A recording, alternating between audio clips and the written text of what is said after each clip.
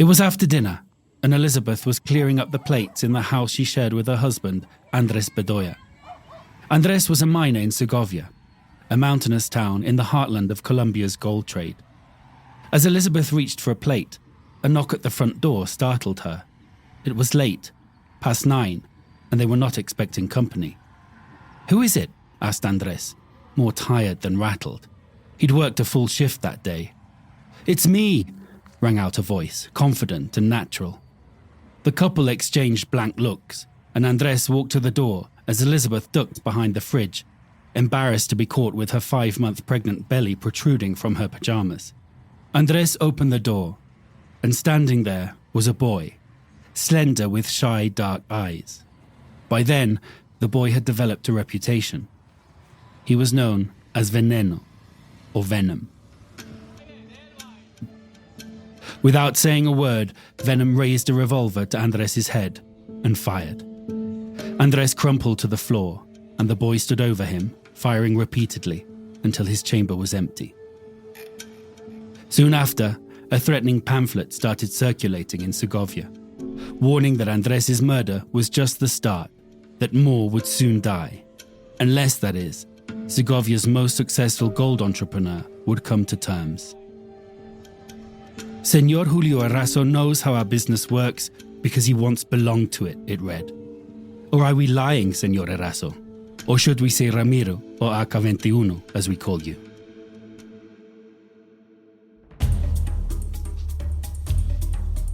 From Inside Crime, this is The Shadow of El Dorado, a series about the intricate web of corruption, violence, and complicity behind the gold trade in Segovia, and the story of how this once thriving Colombian mining town became a mafia stronghold.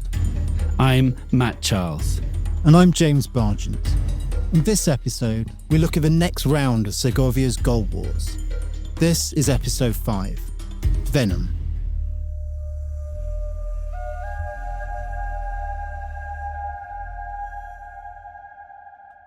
Andres Bedoya was the first to die in a terror campaign that in 2015 emptied Segovia's streets and shut down its biggest mining operations, the operations run by Julio Eraso. As we chronicled in episode 3, Julio was a demobilized paramilitary and former aide to the warlord Macaco, who had begun a new life as a contractor for Frontino Gold Mines, the company that had practically built Segovia. Julio got his break in mining at a time when Frontino contracts had become chips of power and wealth in a game of mafia poker. But 7 years later, not only had he ended up with the biggest stack, he also appeared to have done so while leaving behind his criminal past, at least until Venom was unleashed.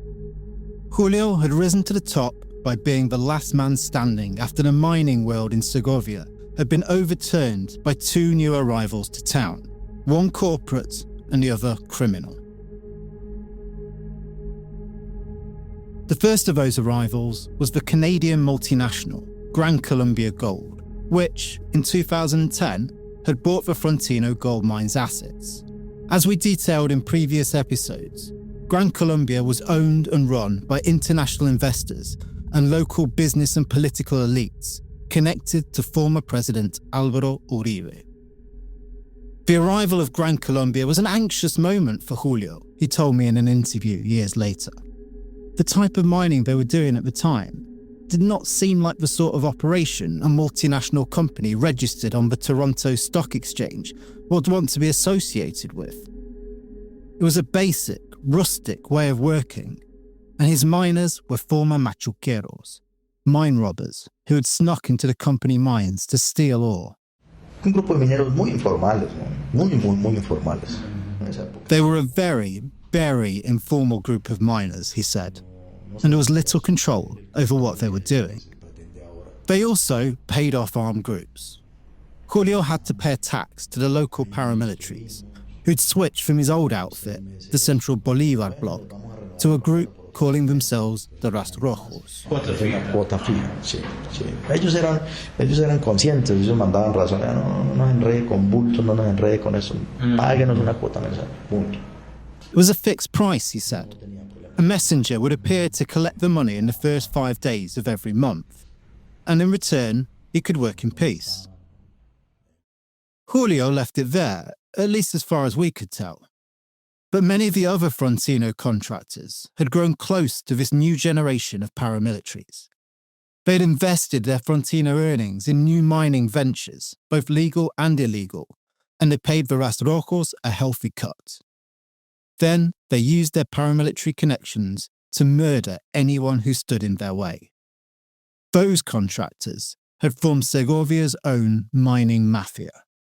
The murder and mayhem that resulted was bringing a Colombian twist to a concept born in the conflict zones of Africa: blood gold.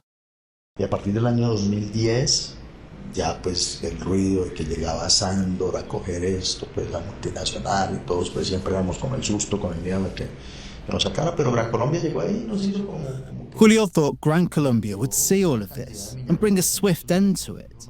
They had this fear, he said, that the company would remove them.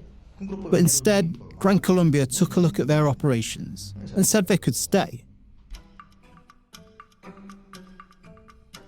In fact, Gran Colombia not only continued using contractors, it doubled down on the contracting model, laying off hundreds of direct employees and relying on third-party operators like Julio to work their mines. Many of the laid-off miners, experienced and now unemployed and angry, went to work in new illegal mines that were springing up all over the company's concession, starting the process of remapping Segovia into the wrecked shape it is today. And many of those mines were bankrolled by the mining mafia. In other words, Gran Colombia's business model of outsourcing everything was essentially providing the mining mafia with both the capital through their contracts and the labour force from the unemployed miners to build their gold empires. It was a boom time for the mining mafia and for their partners in the Ras Rojos. But then, the second new actor arrived. The Gaitanista Self-Defense Forces of Colombia, the AGC. And the slaughter began. Anoche cayeron otros 2 jóvenes asesinados en Segovia. Con muertos de lado y lado, las bandas criminales pelean por las rentables explotaciones, pero los que más sufren son los habitantes y trabajadores que por años han sido dueños y han subsistido del oro. The AGC were part of a long line of paramilitary groups who had come to Segovia seeking to milk the region of its riches. They were also the Ras Rojos' main rivals in Colombia. The conflict that followed marked the bloodiest period in Segovia's history, and miners like Julio were stuck in the middle. Entonces ya empezaron los nuevos. Si nos damos cuenta que le sigues pagando al otro, te matamos. Y los otros, si nos damos cuenta que le pagas al nuevo, te matamos. Everything changed. The AGC said, if we find out you're still paying the others, we'll kill you. And the Ras Rojos said, if we find out you're paying the new ones, we'll kill you, Julio said. Julio, the other contractors, the informal miners and the mining mafia that moved between both worlds all had 3 options: pay both sides, pick a side, or tell them all to go to hell. Jairo Hugo Escobar, the mobster known as the Gold Tsar, whose story we told in episode 3, for instance, firmly planted his flag with the Ras Rojos. So the AGC put a bullet in his neck. Others paid the AGC. Julio Arazo, though, took option 3. Tell them all to go to hell. Entonces ya fue una posición. El negocio mío no es la guerra, el negocio mío es la minería. His business was not war. His business was mining. So he took a decision, he said. Manito, ni palo uno ni palo otro. No more payments, not for one side nor the other. This was obviously a dangerous play. But it worked, at least at first.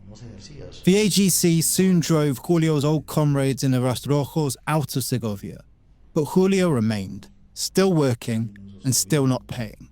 And he was catching the eye of the Gran Colombia management. By this time, the company had ended its contracts with most of the mining mafia, but it had a problem with its main contractor, who refused to take action against the machuqueros, who were pillaging the mines under the protection of the AGC. They severed ties and told Julio that if he would clean out the mines, the contract was his. So he did. He flooded the mine with armed security guards who prowled through miles of dark tunnels hunting down the machuqueros. They destroyed informal mills that helped the robbers grind up the ore and extract the gold, and they blocked off the tunnels used to enter the mines.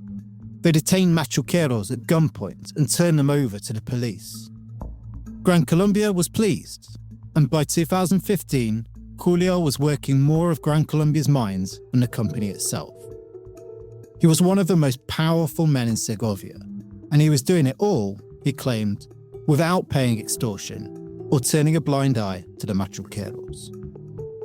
That was when the AGC came calling.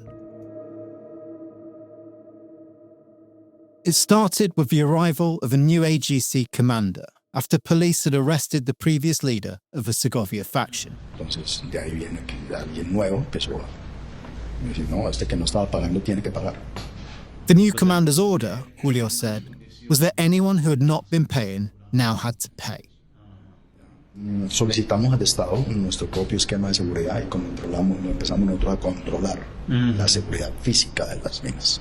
Julio refused and instead beefed up his security. When the AGC realised they couldn't get to Julio personally, they dispatched Venom to target the thing they knew Julio could not or would not protect: his workforce. The AGC had a sophisticated structure with a clear line of command and specialist divisions. They committed assassinations, extortion, kidnapping, arms trafficking, drug trafficking, displacements. They were disciplined with rules and regulations, kept meticulous books, and maintained a fearsome arsenal, assault rifles and grenades, as well as handguns. But for all this might, all it took to shut down Segovia was one 18-year-old with a phone, a revolver, and a motorbike. Buenos días, hoy es martes 17 de mayo del año 2016. Son las 9:06 de la mañana, nos encontramos en la sala de audiencia número 34. El indiciado tan amable me da nombre completo y número de documento de identificación. John Jairo Chavarriaga González, 1038. That, confirming his identity to a trial judge, was John Jairo Chavarriaga, Venom. He was just 14 years old when the AGC recruited and trained him as an assassin. It was a long-standing tactic of the paramilitaries to recruit teens and even young boys to do these types of jobs. Venom was a classic case. He came from desperate circumstances, and he'd become a fearless killer.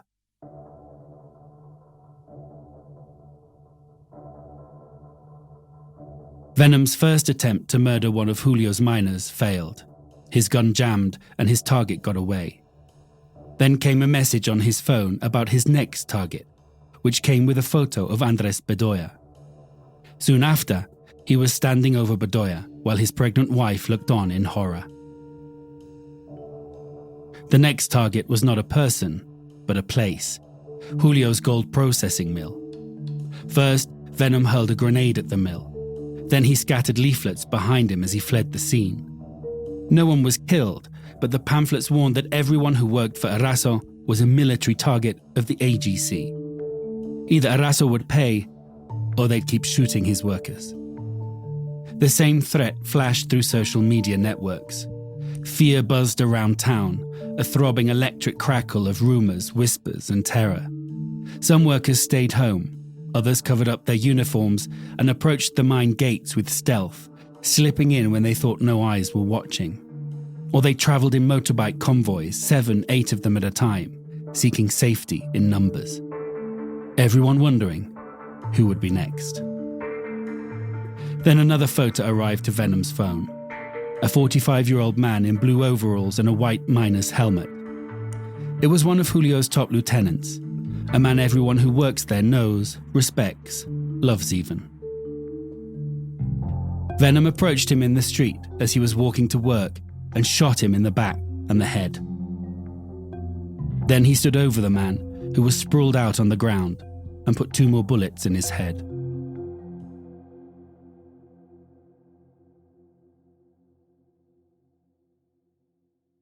After the second murder, Julio gathered his workers at the mine. He told them he was stepping down to protect them and their families. He was suspending all his contracts with Gran Colombia Gold and by extension, he was suspending all of their jobs. The day after Julio shut down his operations, over 1,000 people, decked out in white, took to the streets, calling for an end to the violence. At the march, Julio took center stage.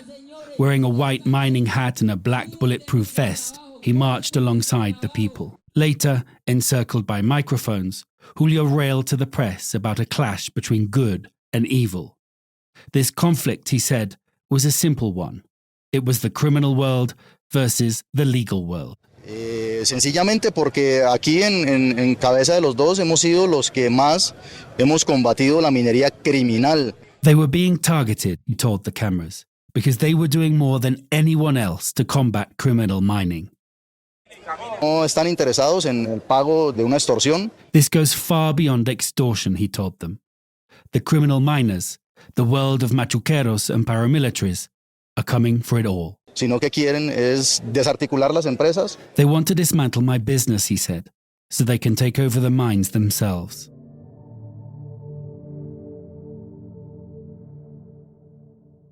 Julio's was a noble story, one that pitted good miners versus bad and paramilitaries versus civilians.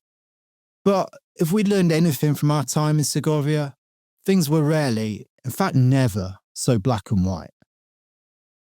As we looked at in previous episodes, Julio himself emerged from the other side of this equation, and there remain questions about his relationship to Macaco and whether he leveraged his paramilitary ties to get his start in mining. During our reporting on his conflict with the AGC, we talked to several miners who worked for Julio at one time or another, and they were clear. For them, Julio's conflict with the AGC was also murkier and more complicated than he was making out. Most of them did not want to talk on the record. Entonces, mire, esta es una barra de pólvora. Esta fue una fallida. One who would, though, was Carlos Durango, aka Belo Mula, or Donkey Hair. We met Belo Mula in previous episodes working at the Las Brisas mine. As one of Julio's miners, he lived through Venom's terror campaign. He remembers the fear, the uncertainty, his life shrinking down to the mine and cowering behind a locked door in his house, joining a nervous parade of motorbike convoys to get between one and the other. But unlike the others we talked to about that time period, he wanted everyone to know what he had to say. And he wanted Julio Arazo to know that he was the one who was saying it. When we talked, it was a year after the AGC's terror campaign, and Belo Mula sat outside Las Brisas, blinking in the afternoon sun after his morning shift. During our conversation, he summoned up his residual anger, the grudge that won't let him be. The Julio Arazo of Belo Mula's story is not the one shouting into the microphones about paramilitary repression. No, Belo Mula's Julio Arazo didn't try to protect his workers. He abandoned them. Nosotros nos mataron más de un compañero. Nosotros nos mataron un jefe de la mina y nos mataron otros compañeros y a otro lo hirieron. Y a Julio Arazo no le importó nada de eso. A Julio Arazo no le importaba y no la plata que le entregaran a él. They killed two compañeros and they injured another. But Julio Arazo didn't care about any of that, he told us.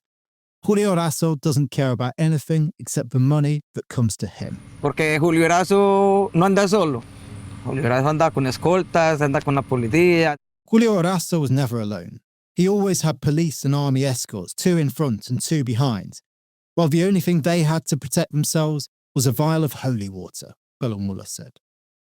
Scared for their lives and worried for their jobs, Belo Mula and some of the other miners decided that if Julio wasn't going to do anything, they would take care of it themselves. Entonces un grupo de compañeros y que nos queríamos, buscamos los medios de hablar con estas personas que nos están intimidando para hacer lo que Julio Arazo no estaba haciendo, dar la vacuna a nosotros los trabajadores. He told us how they used a family connection to reach out to the paramilitaries and do what Julio Arazo wouldn't, pay the paramilitaries' tax. Si a él no le importaba, no le importábamos nosotros, nosotros no importábamos. If Julio didn't care about anyone but himself, then we didn't have anyone but ourselves to look out for us, he said. They first negotiated a payment of about $400 a month per crew. It still stings.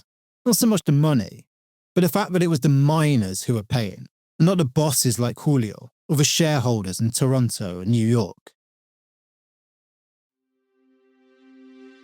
But this was only partly true.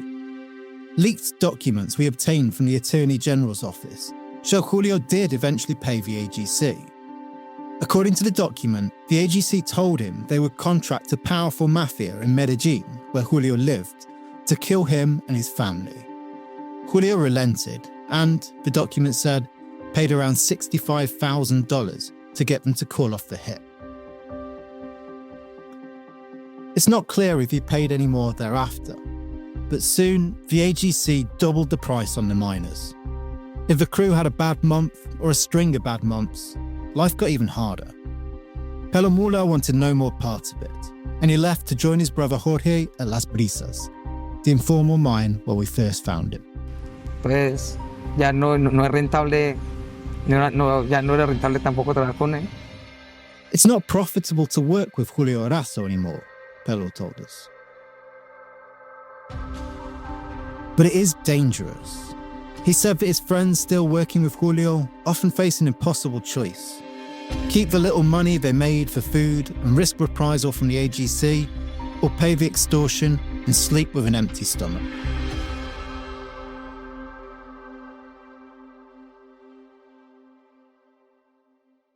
As we mentioned previously, we tried to contact Julio many times since our first interview with him, and have sent him a detailed list of questions on all of this, but we've had no response. But Julio was also just a cog in a machine. The machine itself was Gran Colombia Gold. The company that had been cast as Segovia's ticket to modernity had done little to change the core dynamics of the gold trade since it purchased Frontino in 2010. In fact, it may have made it worse. And in 2016, I had a chance to sit down with Gran Colombia's CEO, Lombardo Paredes, to ask him about these criminal dynamics underpinning his business. I was a print journalist then, so the audio isn't great. So, from what I've heard from talking to people in Segovia, in the end, what resolved that conflict was the combos, the mine crews, reached out to the armed group, to the Arreños, and they negotiated their own vacuums, their own extortion. From the beginning, Paredes had little interest in talking about the Faustian bargain Gran Colombia makes in places like Segovia. Not satisfied, I pressed him on the point. And that continues today. So the combos that work in your mines continue extortion. So you're aware? No, I'm not aware that there's some kind of extortion around there, but I cannot prove that. I have no proof for that. I can do nothing for that.